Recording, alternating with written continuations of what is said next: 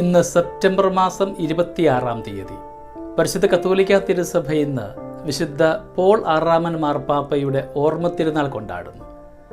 Vatican സെക്കൻഡിനെ പരിസമാപ്തിയിലേക്ക് എത്തിക്കുവാനായിട്ട് നിയുക്തനായിരുന്നത് Paul ആറാമൻ മാർപ്പാപ്പയായിരുന്നു.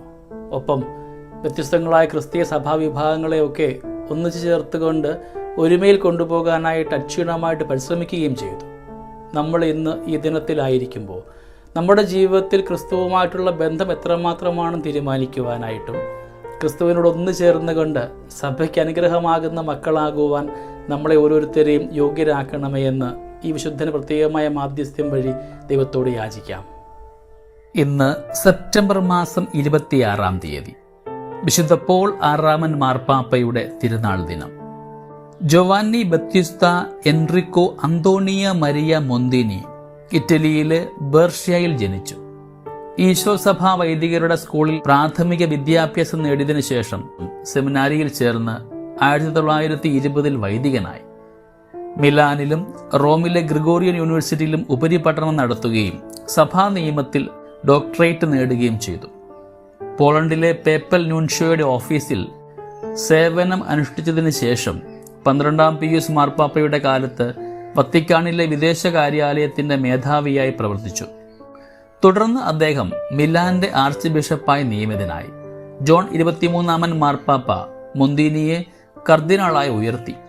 2-ാം Vatican council നടക്കുന്ന സമയത്ത് ജോൺ 23-ാമന്റെ ദേഹവിയോഗത്തെ തുടർന്ന് കർദിനാൾ മൊന്തീനി മാർപ്പാപ്പയായി തിരഞ്ഞെടുക്കപ്പെട്ടു. അദ്ദേഹം പോൾ ആറാമൻ എന്ന പേര് സ്വീകരിച്ചു. മാർപ്പാപ്പ സ്ഥാനത്തോട് ബന്ധപ്പെട്ട നിരവധി രാജകീയ പരിവാരങ്ങളെയും ആഡംബരങ്ങളെയും പോൾ ആറാമൻ മാർപ്പാപ്പ നിർത്തലാക്കി.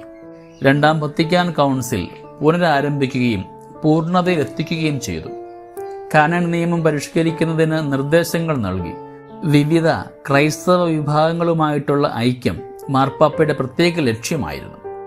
സഭ ലോകത്തോട് സംവദിക്കുന്നതിനും ലോകത്തിൽ സമാധാനവും നീതിയും സമൃദ്ധമാക്കുന്നതിനും വേണ്ടി പ്രവർത്തിച്ചു.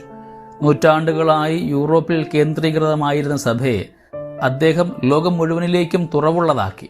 വത്തിക്കാൻ കൗൺസിലിന്റെ പ്രബോധനങ്ങളുടെ എല്ലാം ആത്യന്തിക ലക്ഷ്യം വിശുദ്ധിയിലേക്കുള്ള സാർവത്രികമായ ക്ഷണത്തെ ഓർമ്മപ്പെടുത്തുകയാണെന്ന് അദ്ദേഹം പഠിപ്പിച്ചു. വിശുദ്ധ പത്രോസിന്റെ കാലത്തിന് ശേഷം വിശുദ്ധ നാട്ടിലെത്തിയ ആദ്യ മാർപ്പാപ്പയായിരുന്നു പോൾ ആറാമൻ. ഇന്ത്യ ഉൾപ്പെടെ നിരവധി രാജ്യങ്ങളിലും എല്ലാ വൻകരകളിലും അദ്ദേഹം സന്ദർശനം നടത്തി. തന്റെ പിൻഗാമികളായ ജോൺ പോൾ ഒന്നാമൻ, ജോൺ പോൾ രണ്ടാമൻ, ബെനഡിക്റ്റ് 16-ാമൻ എന്നീ മാർപ്പാപ്പമാരെ കർദിനാൾ സ്ഥാനത്തേക്ക് ഉയർത്തിയത് പോൾ ആറാമനായിരുന്നു. 1978 ഓഗസ്റ്റ് 6-ന് അദ്ദേഹം ദിവംഗതനായി. അദ്ദേഹം മഹത്തായ ആനന്ദം നിറഞ്ഞ വ്യക്തിയായിരുന്നു എന്ന് പോൾ ആറാമൻ മാർപ്പാപ്പയുടെ കുമ്പസാരക്കാരനായിരുന്ന ഈശോ സഭാ വൈദികൻ പൗളോ ദെസ്സ സാക്ഷ്യപ്പെടുത്തി. 2014 ഒക്ടോബർ 19-ന് ഫ്രാൻസിസ് മാർപ്പാപ്പ പോൾ ആറാമനെ വാഴ്ത്തപ്പെട്ടവനായിട്ട് നാമകരണം ചെയ്തു. പോൾ ആറാമൻ മാർപ്പാപ്പയെ വിശുദ്ധനായി പ്രഖ്യാപിക്കുന്നതിന് ഫ്രാൻസിസ് മാർപ്പാപ്പ അംഗീകാരം നൽകിയിട്ടുണ്ട്. നമ്മുടെ ഓരോരുത്തരുടെയും ജീവിതത്തിന്റെ ആത്യന്തിക ലക്ഷ്യം, ഓരോ പ്രവർത്തനങ്ങളുടെയും കർമ്മങ്ങളുടെയും ഒക്കെ ലക്ഷ്യം വിശുദ്ധി തന്നെയായി തീരട്ടെ എന്ന് പ്രത്യേകം പ്രാർത്ഥിക്കാം. നമുക്ക് ഈ പുണ്യവാന്റെ മാധ്യസ്ഥ്യം നമ്മുടെ ഓരോരുത്തരുടെയും ജീവിതത്തിൽ എന്നും ഉണ്ടാകുവാനായിട്ട് നിരന്തരം പ്രാർത്ഥിക്കുകയും ചെയ്യാം. വിശുദ്ധ പോൾ ആറാമൻ മാർപ്പാപ്പയുടെ ഓർമ്മ തിരുനാളിൻ്റെ എല്ലാ മംഗളങ്ങളും ഏറെ സ്നേഹത്തോടുകൂടെ നിങ്ങൾക്ക് ഏവർക്കും നേരുന്നു. നമ്മുടെ ജീവിതവും അനുഗ്രഹമാകുവാൻ, വിശുദ്ധിയിലേക്ക് നയിക്കുന്ന ജീവിതമാകുവാൻ നാമൊക്കെ പിന്നിട്ട കാലടികളുടെ പാളിച്ചകളെയും കുറവുകളെയും ധ്യാനിക്കാതെ നമുക്ക് മുമ്പേ കടന്നു പോകുന്ന ദൈവിക സാന്നിധ്യം അനുഭവിച്ചുകൊണ്ട് അതിൻ്റെ കാലടികളെ പിന്തുടരുവാനായിട്ട് നമ്മളെ യോഗ്യരാക്കണമെന്ന് പ്രാർത്ഥിക്കാം.